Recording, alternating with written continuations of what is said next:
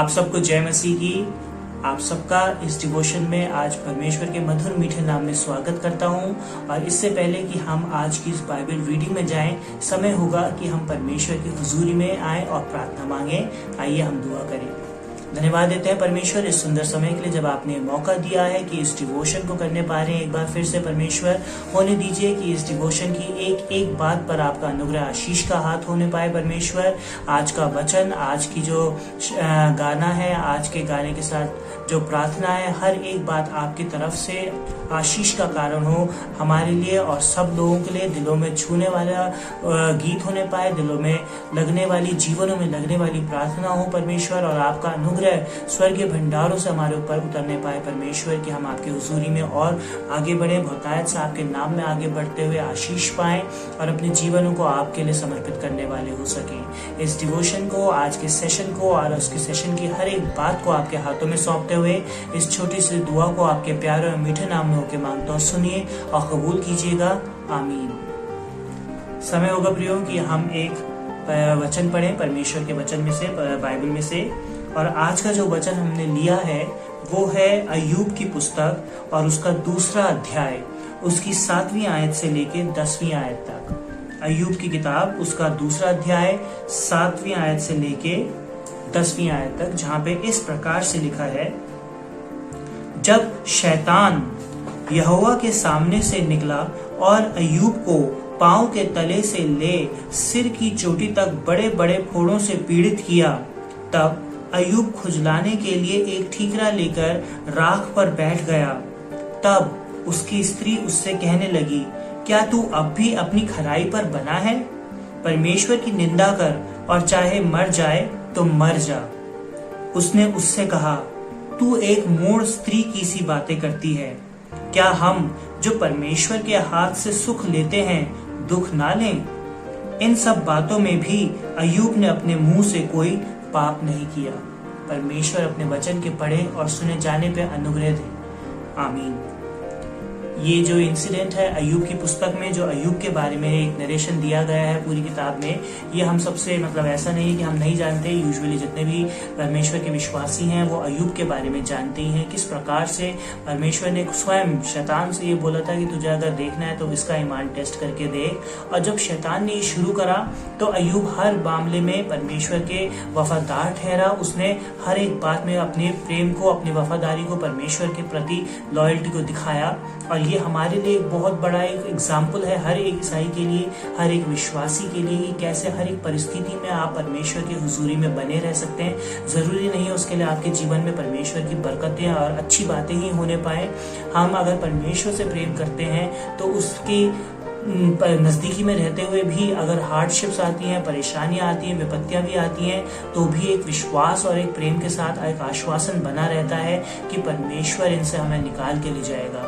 यकीन जानिए कि हमारे लिए तो जो परेशानियां आती है वो बहुत कम समय के लिए आती हैं, लेकिन अय्यूब के लिए तो ये सालों साल तक रही। ऐसे समय में हमारा किसी का भी ईमान डगमगा जाता है, लेकिन उसने हर एक परेशानी में भी परमेश्वर के विरुद्ध कोई बात नहीं बोली और अपनी लॉयल्टी को दिखाया। यहाँ पे उसके पूरा शरीर खराब हो चुका है, बहुत बुरी हालत हो चुकी है, कंगाली और बुरा हो चुका है। उसकी वाइफ उससे कह रही है कि तू परमेश्वर की निंदा कर, और अगर मरने की लायक स्थिति है तो तू मर जा, वही तेरे लिए बेहतर है। लेकिन इतने पर भी अय्यूब के मुंह से यही निकल रहा है कि जब परमेश्वर के हाथ से हम स्वयं खुशी खुशी सारे सुख ले लेते हैं, तो दुख लेते समय हम निंदा करने पर क्यों उतर आए? और ये एक पर्टिकुलर सेंटेंस हम सबके जीवन का एक लाइफ गोल होना चाहिए कि परमेश्वर से अनुग्रह मिलता है, बहुत खुशी से लेते हैं, लेकिन जरा सा भी कोई प्रॉब्लम आती है, 2 मिनट का या क्षण भर की भी देरी नहीं लगाते हैं परमेश्वर के लिए उल्ट सुलट बोलने के लिए, कुछ भी बक देने के लिए, कुछ भी कह देने के लिए, और उसके बाद बड़े प्यार से माफी मांग लेते हैं कि सॉरी परमेश्वर, गलती से बोल दिया, परेशानी में थे। यहाँ वो हमसे बहुत बहुत ज्यादा परेशानी में है, लेकिन उसने ऐसा नहीं करा। And that is why he is an example for all of us to lead our Christian lives in this particular manner. इसी तरीके से हमारे को अपने जीवनों को, मसीह जीवन को जीना है, जहाँ पे कुड़कुड़ाना, बुड़बुड़ाना नहीं, ना के बराबर क्या, बिल्कुल नहीं होना चाहिए। हर एक बात में परमेश्वर पे ईमान, विश्वास पक्का बनाए रहें और उससे प्रेम करते रहें, क्योंकि यदि उसने सुख दिया है तो दुख देने में क्या परेशानी है, दुख लेने में हमको क्या परेशानी है, ये दुख भी वो अपने आप हमारे जीवनों से दूर कर देगा। तो आइए अब समय होगा कि हम आज के गीत को सुने, और जब ये गीत सुना जाता है तो आप जिस भी स्थान पे हैं हमारे साथ जुड़ सकते हैं आज के इस गीत में, और उसके बाद परमेश्वर के वचन में परमेश्वर के नाम से प्रार्थना करते हुए इस सेशन को एंड करेंगे। धन्यवाद देते हैं हर एक बात के लिए परमेश्वर का। और अब समय होगा कि एक गीत आपके सामने रखें। ये गीत जो है अभी आज की परिस्थितियों के हिसाब से चुना है, क्योंकि इसमें उसी बीमार स्त्री के बारे में है जो परमेश्वर को छूकर चंगाई पाना चाहती है। डरते कांपते परमेश्वर के पास जाती है जब उसका भेद खुल जाता है, और परमेश्वर इस बात से कहता है कि भीड़ गिरे जा रही है, फिर भी इसके विश्वास ने इसको चंगा किया, क्योंकि इसने छुआ और मुझे अंदर से अपने अंदर से सामर्थ निकलते हुए महसूस हुई।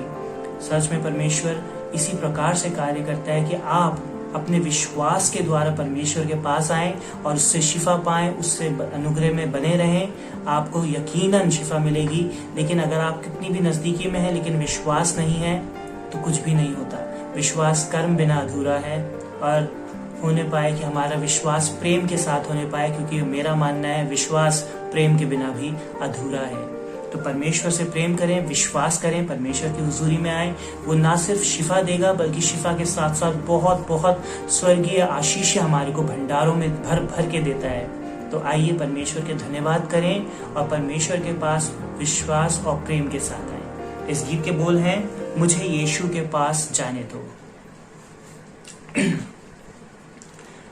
प्यासी हिरनी हूँ यीशु तेरे प्यार की, दिल में चाहत है तेरे दीदार की। प्यासी हिरनी हूँ यीशु तेरे प्यार की, दिल में चाहत है तेरे दीदार की। प्यास दिल की बुझा लेने दो, प्यास दिल की बुझा लेने दो। दुनिया वालों ना रोको मुझे, दुनिया वालों ना रोको मुझे। मुझे यीशु के पास जाने दो, हाँ मुझे यीशु के पास जाने दो। जाने दो जाने दो जाने दो, जाने दो जाने दो जाने दो। मुझे यीशु के पास जाने दो।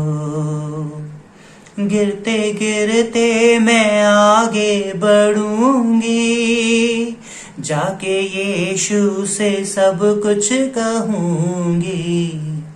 गिरते गिरते मैं आगे बढ़ूंगी, जाके यीशु से सब कुछ कहूंगी। नगमे यीशु के गा लेने दो, नगमे यीशु के गा लेने दो।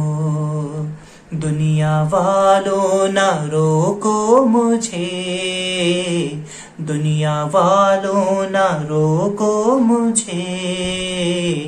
मुझे यीशु के पास जाने दो, हाँ मुझे यीशु के पास जाने दो। जाने दो जाने दो जाने दो, जाने दो जाने दो जाने दो। मुझे यीशु के पास जाने दो। कदम उखड़े हुए मन है भारी, 12 बरसों से हुई ये बीमारी।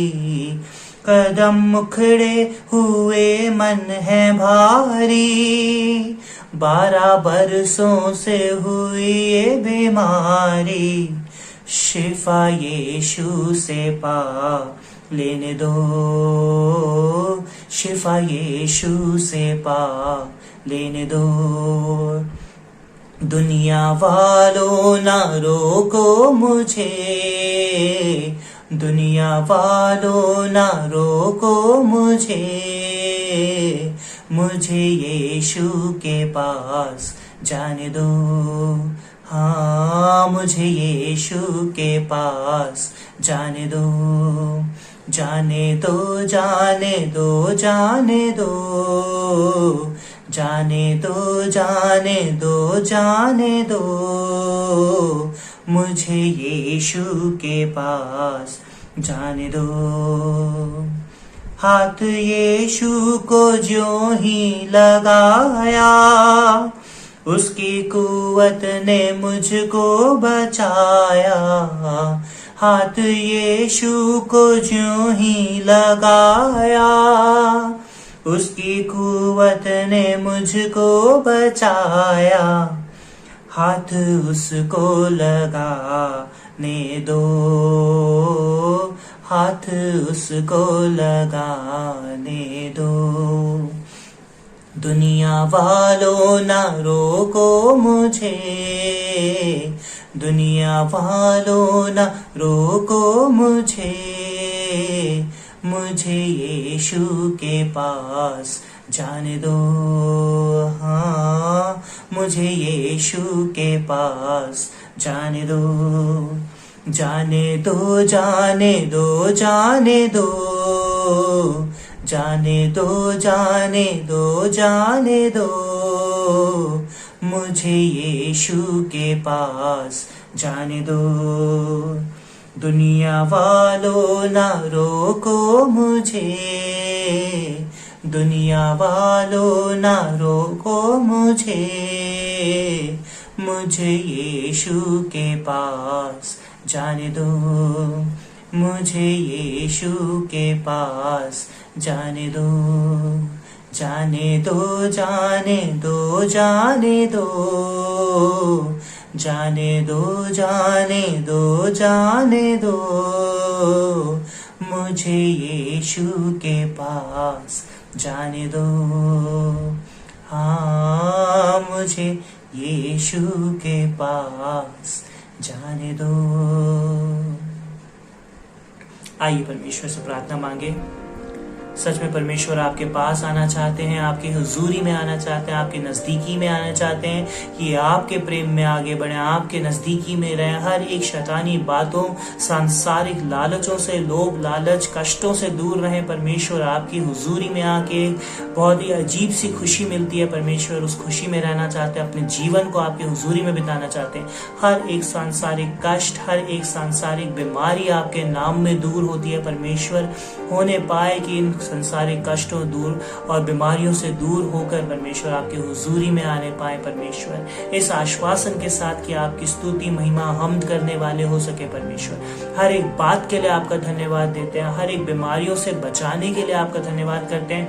हर एक बीमारी में जो पड़े हैं वो दूसरों के लिए किस कारण से आशीष या मार्गदर्शन बनता है, उसके लिए आपका धन्यवाद देते हैं। परमेश्वर हर एक परिस्थिति जो हमारे जीवन में होती है वो बिना बात के नहीं होती है, यूं ही बिना कारण के नहीं होती है। परमेश्वर हर एक बात आपके नाम से, आपके काम से, आपकी इच्छाओं के अनुसार होती है। परमेश्वर होने दीजिए कि आपकी इच्छा हमारे जीवनों में पूरी होने पाए, हमारे जीवन के कार्यों में पूरी होने पाए। परमेश्वर और होने दीजिए कि हमारे जीवन में जो भी होता है परमेश्वर वो आपकी इच्छा को पूरा और सफल करने वाला हो। परमेश्वर की दूसरों के लिए मार्ग तैयार हो, दूसरों के लिए एक एग्जाम्पल बनने पाए हमारा जीवन। इससे ज्यादा बड़ी बात कुछ नहीं हो सकती है कि हमारा जीवन इस कारण से या इस कार्य के लिए इस्तेमाल होने पाए कि हम दूसरों के लिए एक चलती फिरती गवाही, एक एग्जाम्पल बनने पाए। परमेश्वर हर एक प्रकार से होने दीजिए कि आपके काम में इस्तेमाल होने वाले हो सके और एक अच्छा एग्जाम्पल बनने वाले हो सके, एक अच्छी टेस्टिमनी हमारे जीवनों से होने पाए। परमेश्वर